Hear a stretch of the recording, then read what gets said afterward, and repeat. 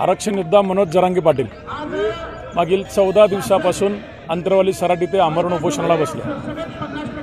दुर्दैव असं आहे की शासन क्षुल्लक मागणी ज्या मागणीची सगळे सोयरे म्हणून तुम्ही अधिसूचना काढली त्याचा तुम्ही शासन GR काढायचं। त्या शासन GR साठी आम्ही आज सोलापूर शहर व जिल्ह्यामध्ये रस्ता रोको केलेला आहे।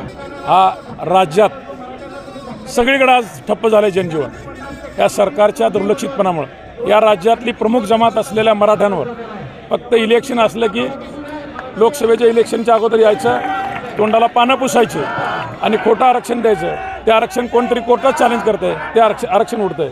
आज शासकीय भरती चालू आहे, असंख्य मोठ्या प्रमाणात शासकीय भरतीमध्ये मराठ्यांवर अन्याय होतोय, उच्च शिक्षणामध्ये अन्याय होतोय, खोटे गुन्हे आमच्यावर दाखल केले जातात। याचा निषेध म्हणून आज आम्ही रस्त्यावर उतरलो।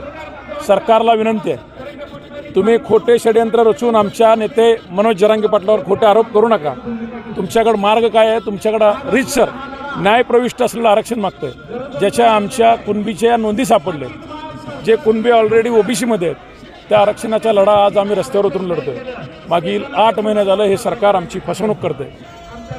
शपथ शिवरायांची तुम्ही घेतली, गुलाल तुम्ही लावला, अधिसूचना तुम्ही काढली आणि आज द्यायची वेळ आल्यानंतर अजूनही तुमच्या हरकती तपासायला चालू आहेत म्हणून तुम्ही सांगताय। आज लोकसभा तोंडावर आले, आचारसंहिता कधी लागेल सांगता येत नाही आणि तुम्ही आमचा शासन GR काढत नाही, तोपर्यंत हे आरक्षणाचं आंदोलन थांबणार नाही। सरकारला विनंती आहे, आज आम्ही रस्त्यावर उतरलो। ज्यावेळेस या राज्यातील वयोवृद्ध आमरण उपोषणाला बसतील तर या सरकारची जगात नाचक्की होईल।